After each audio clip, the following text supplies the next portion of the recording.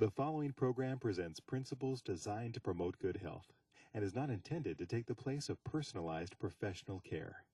The opinions and ideas expressed are those of the speaker. Viewers are encouraged to draw their own conclusions about the information presented.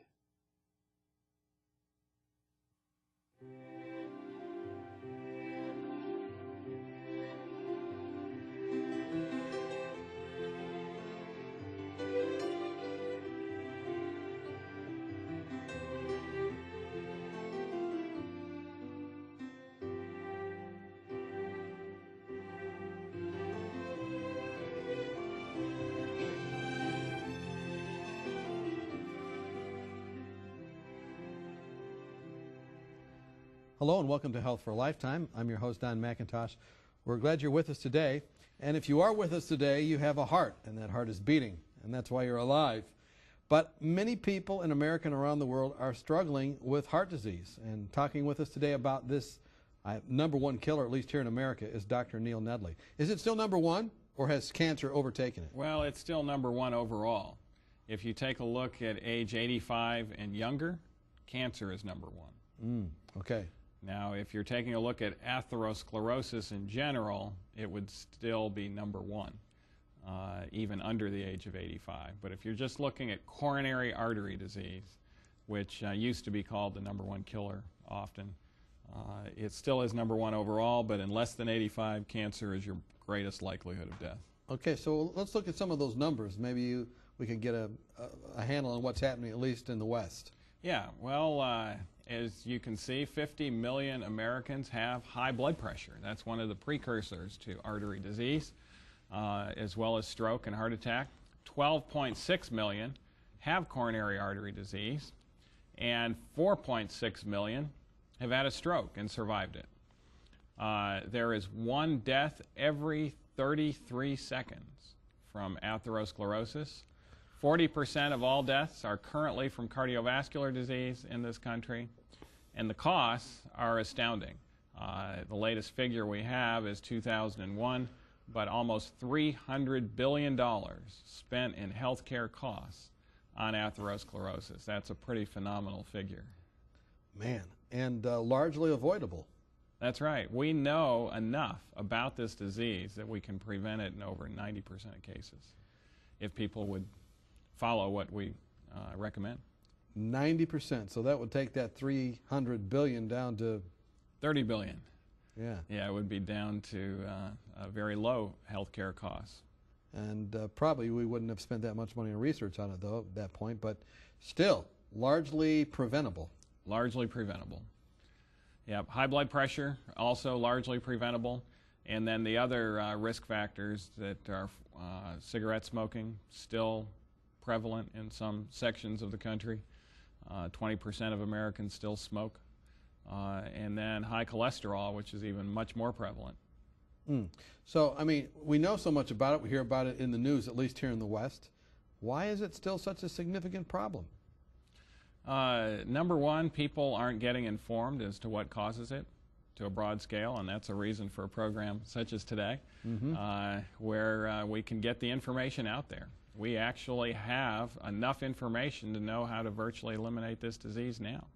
And, you know, when you consider the figures for it, you know, one death every 33 seconds, you know, you would add up the amount of deaths in one day from atherosclerosis, and it would be like several jumbo jets going down. If we had just one jumbo jet going down once a year, we would think that was too much, and we would put all sorts of money into the FAA and into doing everything we could to prevent those deaths, whether it's better pilot training or whether it's better equipment on the airplanes. But here we have the equivalent of about 4 jumbo jets going down every day as far as the amount of deaths are concerned, and no one seems to be all that concerned about it. That is interesting. I mean, look, if you have a military conflict, many times the news media will say, all right, it's up to this number or that number, and even if it's 1 or 2. Or if there's some kind of serial killer that has struck, oh no, it's up to 8 people or 12 people, and it's all over the headlines. Yeah, exactly. But with this... One death every 33 seconds, and people call it, quotes, natural. And the reason they do that is because they don't want to hear bad news about their bad habits. Well, I think that's a big part of it too. And the other part of it is there's still general ignorance out there in regards to the fact that this disease is preventable. You know, I was doing an interview with another physician in a city of about 400,000, 500,000 people, and the man got off the plane. He said exactly what you said, but he had some very telling illustrations that went along with it. And I called up the news media, and they were there to talk to him right after we got out of the airport. We went right to the news outlet. He shared that he could prevent, and he said, well, how would this happen? He said, well, he just started to talk about some of the habits. Never got on the news anywhere. No one wanted to air it at all. This person was an Olympic gold medalist. This person was eminently qualified at a medical school out east, Yale University. He had, not secondary research reports, but primary research he had done. And this part of the country, because it was high in consumption of the foods that he was talking against, never made it anywhere. Wow. That's shocking, and it's really appalling, really. I mean, particularly because there were probably many deaths that occurred that wouldn't have occurred otherwise had they aired it. That's because people are interested in how to prevent this disease and how to reverse it as well. That's right. So I'm happy you're here talking about it. Let's talk then about the effects that it has on these different areas of the body, atherosclerosis or heart disease. Yeah, well, atherosclerosis comes from two Greek words. Athero means mushy, and sclerosis means hard. And so literally it means the mushy, hard disease. And it's actually not a bad illustration because it starts out with something mushy, which is fat and cholesterol, being deposited in the blood vessels. And then calcium comes along later and hardens it up. And it can become quite hard, and it can start to obstruct arteries. Okay. As far as the arteries that are affected from it, it can affect any artery in the body. So whether small or large, any artery and capillary and vessel probably as well. Yeah, primarily it's going to affect the high-pressure arteries, so it's going to affect the large blood vessels primarily, but it can also affect the medium blood vessels and even some smaller blood vessels. If it affects the blood vessels going to the brain, of course, that can cause a stroke. But even before it causes a stroke, it can cause a decrease in brain function just because of its limiting in brain blood flow. And so what are we talking about, a decrease in brain function? Like how much? Are there any numbers? Well, we do have a graphic that talks about the brain and atherosclerosis. As plaque buildup increased in several studies, overall thinking ability decreased. Also, the attention levels decreased, and the mental reaction speed fell. Moreover, high levels of plaque buildup on initial evaluation predicted a more rapid decline in memory ability. So it's going to affect your memory, it's going to affect your analytical ability, it's also going to affect your reaction time. And unfortunately, this is what tends to happen when people age. That's why real old drivers tend not to be very safe drivers. Actually, in coming here today, there was almost an accident caused by an individual that was in the left lane going very slow, limited vision, obviously tunnel vision, not looking at anything else around her, but elderly in nature. Her reaction time was down, her analytical ability, her ability to gather information was down, and she was a danger being on the road. And I can tell you it wasn't due to her age, it was due to atherosclerosis. That's what would have caused that. We talk about this with older folks and whatnot, so then the people that are young that are watching, they say, I don't have to worry about it. Does this affect anybody's mental ability if they're in their teens or if they're in their 20s or if they're in their 30s? Well, you know, the fatty streaks can begin in infancy, actually, depending on how infants are eating. They'll begin at that time, not enough to really decrease the blood flow at that point. Usually you have to be in your 20s or 30s before you start getting a significant reduction in blood flow from it building up to that level.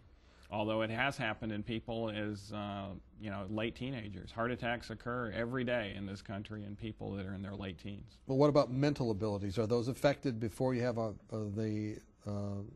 heart attack or something? Yes, they can be. The mental abilities can be affected in the 20s and 30s. And of course, if it's affected then watch out, because if the individual doesn't change their diet and lifestyle, they're going to run into a significant decline in their 40s, 50s, 60s. Someone tells me that, when you're in your teens and whatnot, you can get away with some bad food up to a point, but then somewhere in your 20s, your aorta is really affected. Is that right? Well, it's an accumulation, really. Okay. And so the teenage years starts the process, and then it just accumulates further in the 20s. Well, what about the fatty streaks in the aorta? Talk to us a little bit. What is the aorta and what happens in it?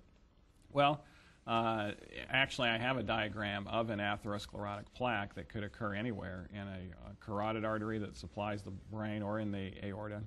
And you can see the artery wall. What started the process off is the yellow there in the middle. Those are the cholesterol crystals.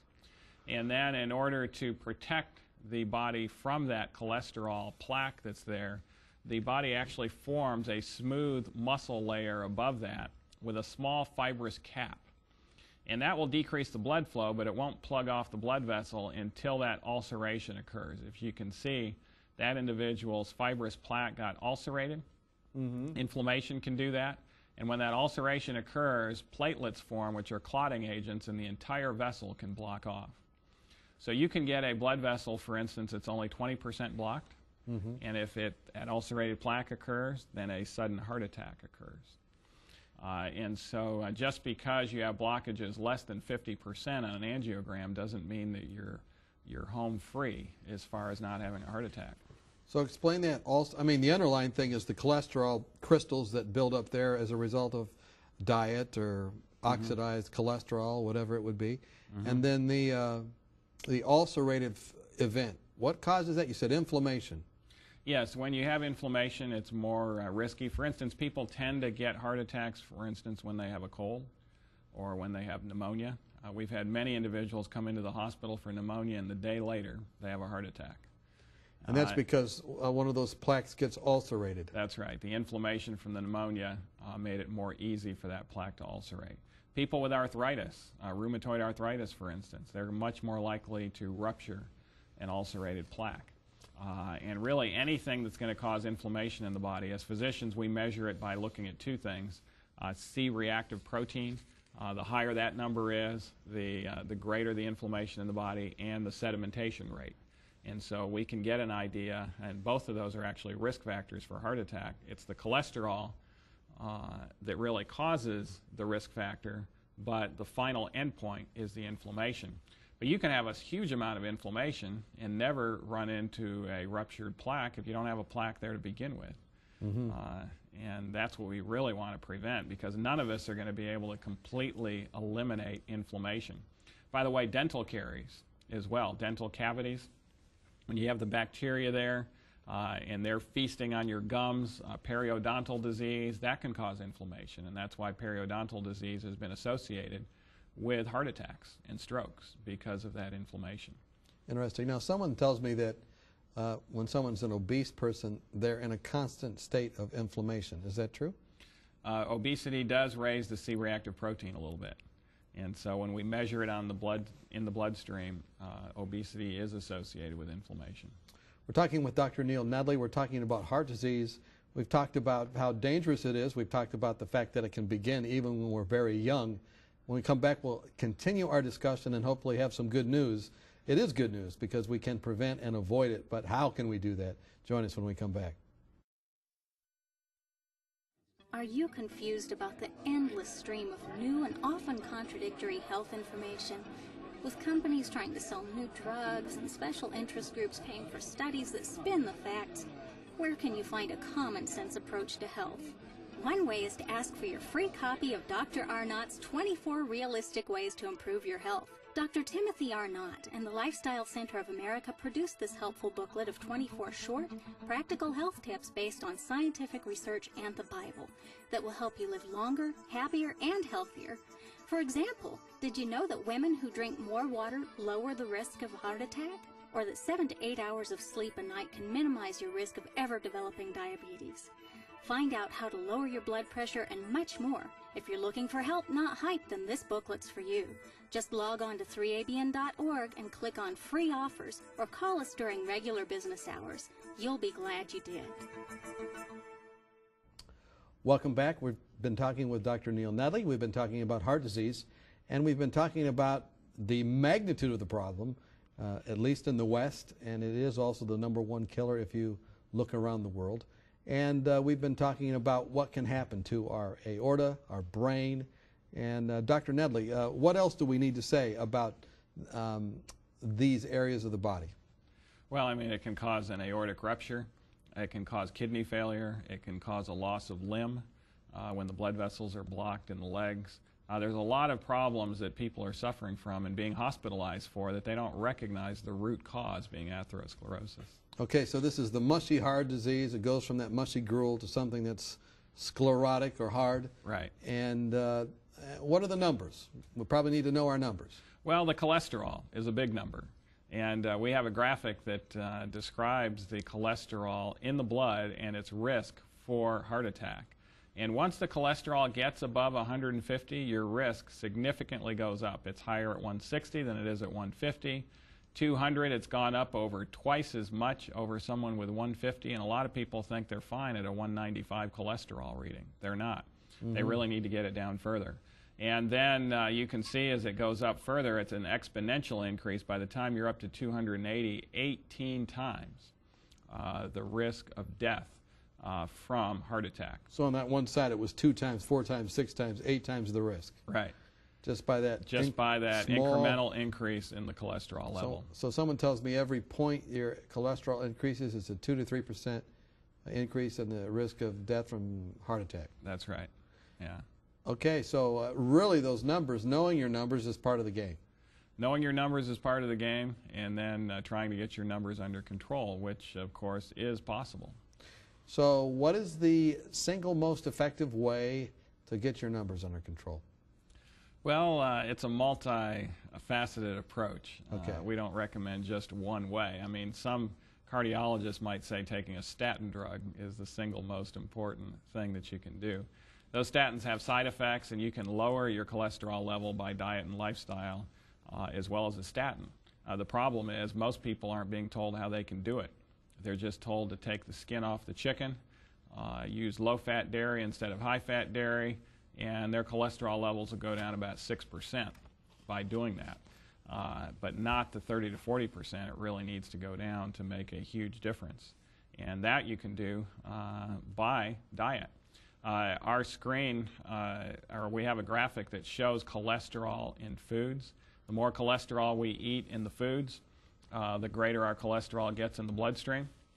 You can see fruits, grains, nuts, and vegetables, 0 cholesterol. If you want to know whether something has cholesterol in it, read the ingredients. If it's just plant foods, it has no cholesterol. Skim milk still has some. A lot of people think skim milk doesn't. It has 4 to 5 milligrams. 2% milk, 18 milligrams. Whole milk, 33 milligrams. And so dairy comes from an animal. Anything that is an animal or comes from an animal has cholesterol in it. And then we have higher sources of cholesterol. And of course, those would be the meats themselves. And we have a graphic in regards to that as well. Okay, so we have, what's the highest meat source of cholesterol? Well, you can see, before we get to the meat there, ice cream, 29 milligrams, butter, just a tablespoon, 31 milligrams. But look at eggs. That would be the egg yolk, because the egg white actually is the one exception to the rule. It doesn't have cholesterol in it. But egg yolks, 213 milligrams of cholesterol. Huge amount. And that's why we tell people if they're going to eat eggs, they really ought to throw the yolk away and just eat the whites. Then we have tuna. A lot of people think tuna is part of the plant kingdom. I run into a lot of people who think that fish is part of a vegetarian diet. Fish is part of the animal kingdom. It has cholesterol in it, and study after study shows if you're a healthy vegetarian and you add fish to your diet, your cholesterol goes up. Tuna, 26 milligrams per serving, clams, 57, crab, 64. And then we have the regular meats that most people are eating, graphed as well. So that'd be like pork, beef, chicken? Right. And you can see chicken breast, that's without the skin. and the fat scraped off, 73 milligrams. If it has the skin and the fat, 82 milligrams, which is actually a little higher than pork and beef. You can see pork 76 milligrams per serving, beef 80 milligrams a serving. A lot of people are unaware that chicken has that much cholesterol. Most people are told to eat chicken if they have a high cholesterol level. That's right, they are, yeah. And that's not going to work very well. And then you can see the real high ones, shrimp 165, the organ meats are quite high, beef kidney 329, beef liver 410, caviar 500. And if you see anyone feasting on beef brains, you have to wonder about their intentions. Just one 3-ounce serving, 1,697 milligrams Do of people cholesterol. actually eat that, beef brains? Well, I wouldn't recommend it. Not only is it high in cholesterol, but you know, if you want to avoid some of the Mad cow infections disease and all that that. can come with beef brains, you would not want to eat it. It's actually not recommended that anybody eat it anymore. But they used to. They used to, and unfortunately, there are still people doing it. Amazing. Now, you know, you a little bit earlier, just to back up, you said really people need to know about these foods because you can really lower your cholesterol, sometimes as much as a statin medication. Right. But let's say you have 300 cholesterol or 240 or 260. They come to your office. Will you put them on a statin short term until they get it down? Is it something that should be done? Well, not necessarily. I'll see how motivated the individual is to act on the information that I give them. And I'll give them the opportunity for a good, better, best diet. The best diet for preventing coronary artery disease is a totally plant-based diet that has no cholesterol in it. And that is difficult for most people to be able to transition to immediately without some instruction. So we have cooking schools and we have different didactic instructions where they can learn how to cook some very tasty dishes. And if they're willing to do that, and their family is willing to cooperate with that, they won't need a statin drug even off the bat. We can lower the cholesterol level 60 points in about 3 weeks. We can lower it about 90 points in about 6 weeks by getting on an ideal program. Just by the diet? Just by the diet, yeah. So, you know, some of these things are on your website resources, www.nedleypublishing.org. It's com or www.drnedley.com. drnedley.com. Yeah, and so these resources like the book Proof Positive and some of these other things, and then I think you have you know, other things that can specifically help with the nutritional things. Right, yes, and of course we have cookbooks and recipes that go along with it. You know, once you know, a lot of people think you're going to sacrifice taste doing this. But once you can make the food, we really just need to retrain the cooks. Once we can make the food and have it tasty, there's no reason to go back to the other way of eating. And so we try to teach these people maybe 6 or 8 dishes. It's kind of amazing how little variety the average American has in their diet. They eat a lot of times at the same restaurant, order the same foods off the menu. And if they can switch those over to 6 or 8 very good recipes, that's a good start. And that's not a whole lot to learn.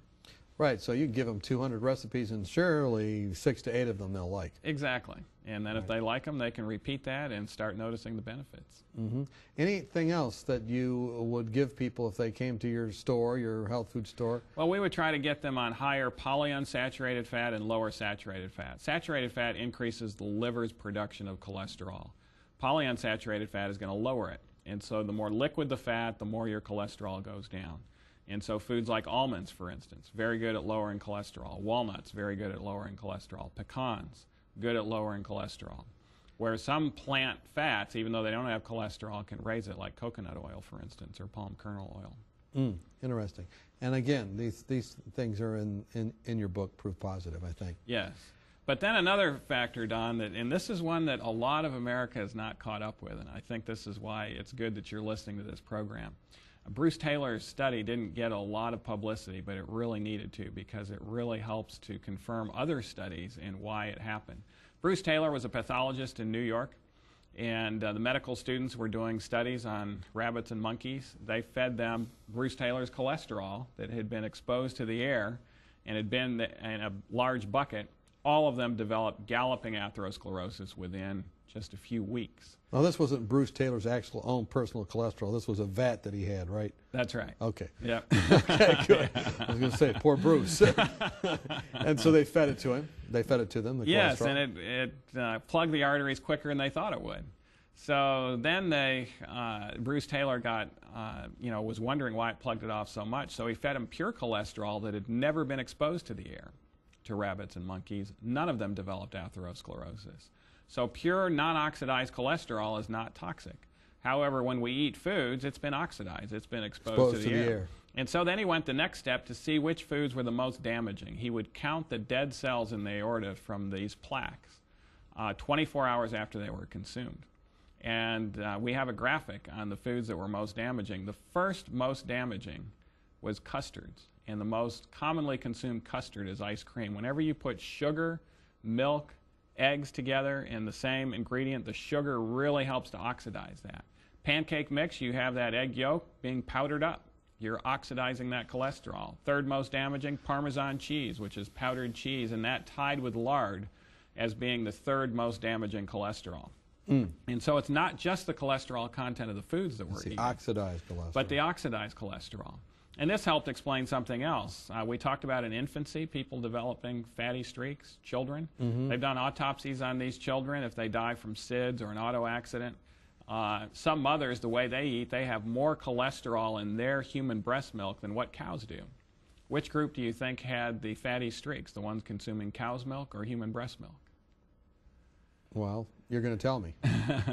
Actually, it was the ones consuming cow's milk, even though it was lower in cholesterol.